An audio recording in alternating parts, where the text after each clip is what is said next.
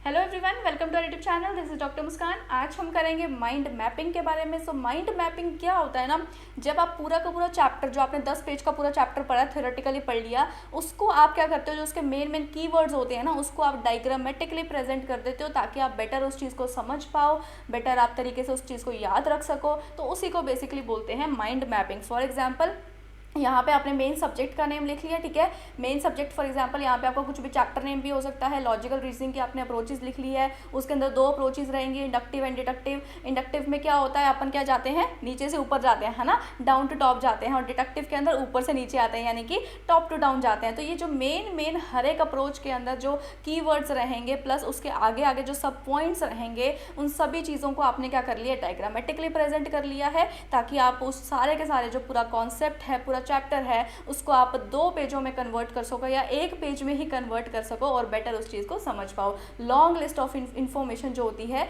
वो बड़े ही highly organised diagram के अंदर कन्वर्ट कर दी जाती है। प्लस यहाँ पे हाईलाइटर्स का आप यूज़ कर सकते हो, कलर्स का यूज़ कर सकते हो, ताकि आप पॉइंट्स को यहाँ पर हाईलाइट कर सको, ठीक है। यहाँ पे क्या होता है, माइंड मैप बेसिकली डायग्राम ही होता है। कुछ भी आपको प्रेजेंट करना है, रिप्रेजेंट करना है, चाहे वो कोई टास्क है, वर्ड्स है, कॉन्सेप्ट्स है, कोई भी आइटम है, यहाँ पे आप उसको लिख सकते हो। साथ ही साथ जो मेन जो चैप्टर होता है, जो सेंट्रल कॉन्सेप्ट होता है, उसके साथ आप लिंक भी कर सकते हो, ठीक है। पूरे चैप्टर में जितने भी पॉइंट्स हैं, उन सब के बीच में क्या लिंक है, वो भी आपको बेटर यहाँ पर समझ आ जाता है। ये पूरा का पूरा जो कॉन्सेप्ट है, प्लस ये पूरी की पूरी जो टर्म है माइंड मैपिंग, इसको किसने दिया था, टोनी बुजान ने दिया था, ठीक है। बहुत इंपॉर्टेंट टर्म है।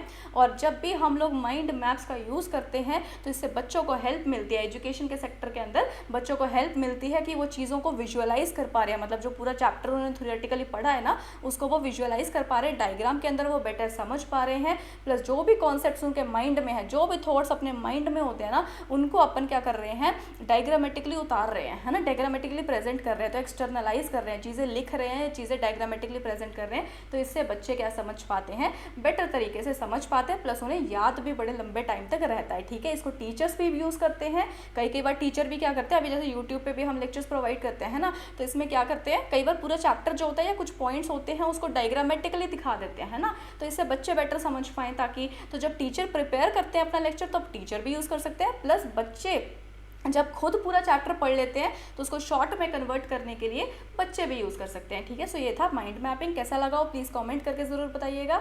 Thank you so much. आज के लिए इतना ही।